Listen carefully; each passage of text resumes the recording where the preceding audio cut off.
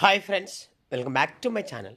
ఈరోజు మనం తెలంగాణ ఉద్యమం రాష్ట్ర ఆవిర్భావం అనే సబ్జెక్ట్లో కొన్ని ప్రాక్టీస్ బిట్స్ ఒకసారి చూద్దాం. రాష్ట్రాల పునర్విభజన కమిషన్ నివేదిక ఆధారంగా 1956లో ఏర్పాటైన రాష్ట్రాలు, కేంద్ర పాలిత ప్రాంతాలు వరుసగా సంఖ్యపరంగా ఎన్ని అని అడిగాడు.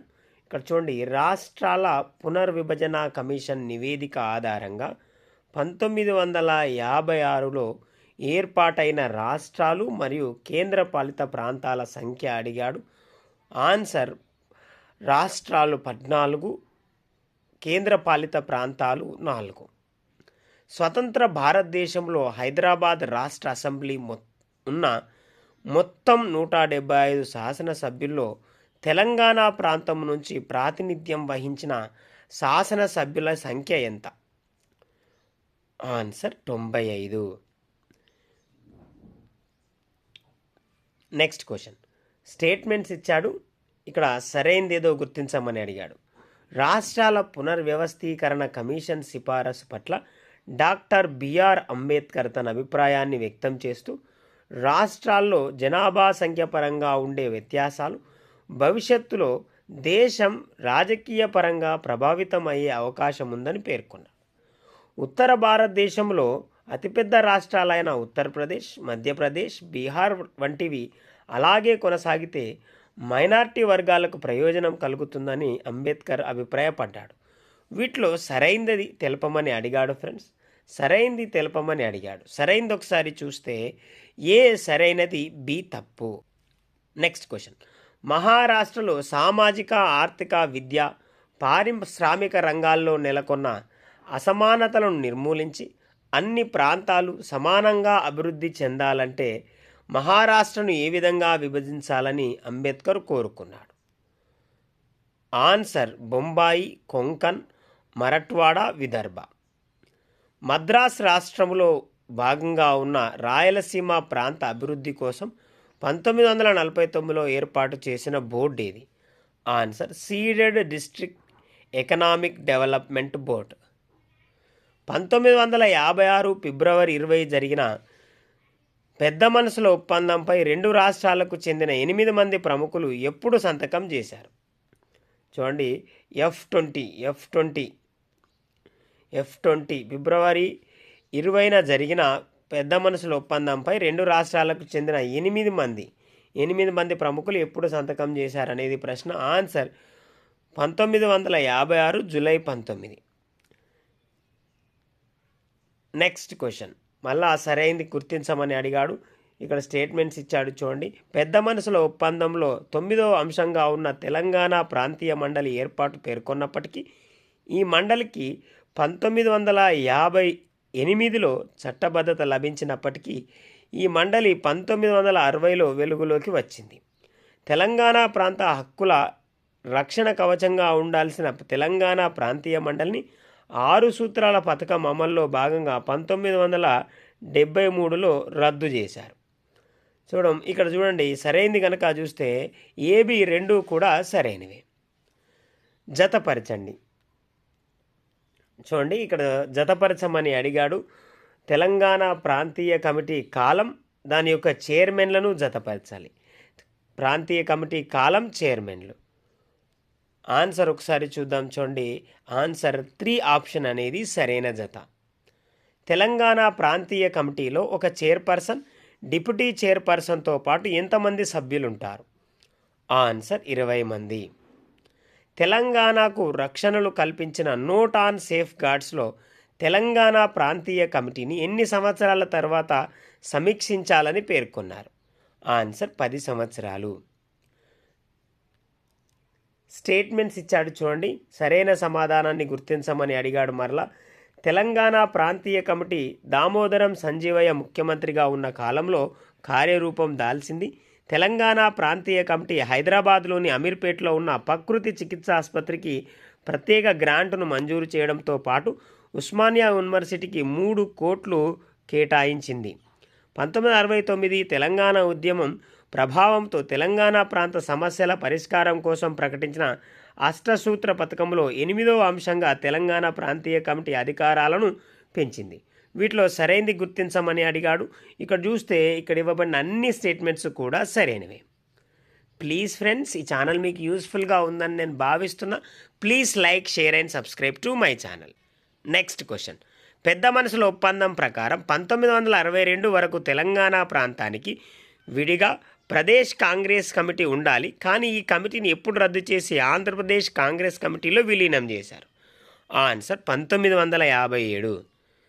Next question. నదీ జలాల పంపిణీలో భాగంగా ఉమ్మడి ఆంధ్రప్రదేశ్కు కృష్ణా నది జలాల్లో 811 టీఎంసీలు, గోదావరి నది జలాల్లో 1480 టీఎంసీలు కేటాయించగా నదీ పరివాహక ప్రాంతం సాగు భూమి విస్తీర్ణం పరంగా తెలంగాణ ప్రాంతానికి దక్కాల్సిన వాటా ఎంత శాతం? ఆన్సర్ 70%. Next question. ఉమ్మడి ఆంధ్రప్రదేశ్లో 3వ పంచవర్ష ప్రణాళికా కాలం నాటికి తెలంగాణలో నికర సాగు భూమిలో 16.6% భూమికి సాగునీటి సదుపాయం ఉండగా కోస్తాంధ్రలో ఎంత శాతం నికర సాగు భూమికి నీటి సదుపాయం కలదు? ఆన్సర్ 48.3%. Next question. ఆంధ్రప్రదేశ్ ఏర్పడే నాటికి కాల్వలు, చెరువులపై ప్రధానంగా ఆధారపడి బోరుబావులపై అతి తక్కువగా తెలంగాణ ప్రాంతం వ్యవసాయం 2013-14 నాటికి బోరుబావులపై ఆధారపడిన వ్యవసాయ శాతం ఎంత? వ్యవసాయ భూమి ఎంత ఉంది అని అడిగాడు ఇక్కడ. ఆన్సర్ ఒకసారి చూస్తే 26.74 లక్షల ఎకరాలు. స్టేట్మెంట్స్ ఇచ్చాడు చూడండి, మరలా సరైన సమాధానాన్ని గుర్తించమని అడిగారు. ఈ మధ్య కాలంలో ప్రతి కాంపిటేటివ్ ఎగ్జామ్లో ఇలానే వస్తున్నాయి. నిజాం కాలంలో గోదావరి బహుళార్థ సాధక ప్రాజెక్ట్ పేరుతో 260 టీఎంసీల నీటి నిల్వ సామర్థ్యంతో 20 లక్షల ఎకరాల వ్యవసాయ భూములకు సాగునీటి అందించే లక్ష్యంతో శ్రీరామ్ సాగర్ ప్రాజెక్ట్ ఎస్ఆర్ఎస్పిని రూపకల్పన చేశారు. ఆంధ్రప్రదేశ్ ఆవిర్భావం అనంతరం శ్రీరామ్ సాగర్ ప్రాజెక్ట్ నీటి నిల్వ సామర్థ్యం 66 టీఎంసీలకు తగ్గించి 5.7 లక్షల ఎకరాలకు నీరు అందించే విధంగా రీడిజైన్ చేయడంతో తెలంగాణకు తీవ్ర అన్యాయం జరిగింది. ఇక్కడ సరైన సమాధానాన్ని గుర్తించమని అడిగాడు. ఇక్కడ చూస్తే రెండూ కూడా సరైనవి. రాజ్యాంగంలోని ఏ నిబంధన ప్రకారం ఉద్యోగాల్లో నివాస అర్హతను విధిస్తూ చట్టాన్ని రూపొందించే అధికారం పార్లమెంటుకు ఉంది? ఆన్సర్ 16(3). Next question. 1969 తెలంగాణ ఉద్యమం ప్రభావంతో తెలంగాణలో అక్రమంగా ఉద్యోగాలు పొందిన స్థానికేతరులను వెనుకకు పంపడానికి సంబంధించి 1969 జనవరి 19న జరిగిన అఖిలపక్ష సమావేశ తీర్మానం మేరకు 1969 జనవరి 21న జారీ చేసిన గవర్నమెంట్ ఆర్డర్ ఏది? Answer government order 36. Next question. Mulki నిబంధనలు రాజ్యాంగబద్ధమని సుప్రీంకోర్టు ఎప్పుడు తీర్పు వెలువరించింది అని అడిగాడు. ఆన్సర్ ఒకసారి చూస్తే 1972 అక్టోబర్ 2. అష్టసూత్ర పథకంలోని మొదటి అంశం ప్రకారం తెలంగాణ మిగులు నిధులను లెక్కించడానికి ఏర్పాటు చేసిన ఉన్నత స్థాయి కమిటీతో సంబంధం లేనివారు? Answer professor Madhukar Singh. ఉమ్మడి ఆంధ్రప్రదేశ్లోనే తెలంగాణ ప్రాంత ప్రజల అవసరాలను తీర్చడానికి పార్లమెంట్లో నాటి ప్రధాని ఇందిరాగాంధీ అష్టసూత్ర పథకాన్ని ప్రకటించిన రోజేది? Answer 1969 April 11. Next question. ఉమ్మడి ఆంధ్రప్రదేశ్లో ముల్కీ నిబంధనలను కొనసాగించడానికి అవసరమైన రాజ్యాంగ సవరణ విషయంలో సూచనలు చేయడానికి 1969లో కేంద్ర ప్రభుత్వం నియమించిన కమిటీ ఏది? Answer KN Wanchoo committee. అష్టసూత్ర పథకం వల్ల తెలంగాణ ప్రాంత సమస్యలకు పరిష్కారం లభించకపోవడంతో కేంద్ర ప్రభుత్వం పంచసూత్ర పథకాన్ని ఎప్పుడు ప్రకటించింది? Answer 1972 November 27. తెలంగాణ పీపుల్ కన్వెన్షన్గా ప్రారంభమై తెలంగాణ ప్రజాసమితిగా ఆవిర్భవించిన సంస్థకు మొదటి అధ్యక్షుడు ఎవరు? Answer A Madan Mohan. Next question. 1971 Lok Sabha ఎన్నికల్లో తెలంగాణలోని 15 స్థానాల్లో తెలంగాణ ప్రజాసమితి గెలుచుకున్న స్థానాల సంఖ్య ఎంత? ఆన్సర్ 10. ముల్కీ నియమాలు కొత్తగూడెం థర్మల్ పవర్ స్టేషన్ వంటి స్వయం ప్రతిపత్తి సంస్థలకు వర్తించవని 1969 జనవరి 3న తీర్పునిచ్చిన హైకోర్టు జడ్జి ఎవరు? Answer justice Kuppuswamy. ముల్కీ నిబంధనలు రాజ్యాంగబద్ధమని సీమాంధ్ర ఉద్యోగులను తెలంగాణలో కొనసాగించడానికి సూపర్ న్యూమరీ ఉద్యోగాలను సృష్టించాలని తీర్పునిచ్చిన హైకోర్టు డివిజన్ బెంచ్ జడ్జీలు? Answer justice Jaganmohan Reddy, justice Avula Sambasiva Rao. Next question. జై ఆంధ్ర ఉద్యమం ప్రభావంతో 6 సూత్రాల పథకాన్ని కేంద్ర ప్రభుత్వం ఎప్పుడు ప్రకటించింది? Answer 1973 September 21. 6 సూత్రాల పథకానికి రాజ్యాంగబద్ధత కల్పించేందుకు జరిగిన రాజ్యాంగ సవరణ? ఆన్సర్ 32వ సవరణ. 1975 అక్టోబర్ 18న కేంద్ర ప్రభుత్వం జారీ చేసిన ఏ జీవో ప్రకారం రాష్ట్రపతి ఉత్తర్వులు ఆచరణలోకి వచ్చాయి? ఆన్సర్ 524. ఇవి ఫ్రెండ్స్ తెలంగాణ ఉద్యమం రాష్ట్ర ఆవిర్భావం అనే సబ్జెక్టులో కొన్ని ప్రాక్టీస్ బిట్స్. మరికొన్ని ప్రాక్టీస్ బిట్స్తో మరొక వీడియోలో కలుద్దాం. ఈ ఛానల్ మీకు యూస్ఫుల్గా ఉందని నేను భావిస్తున్నా.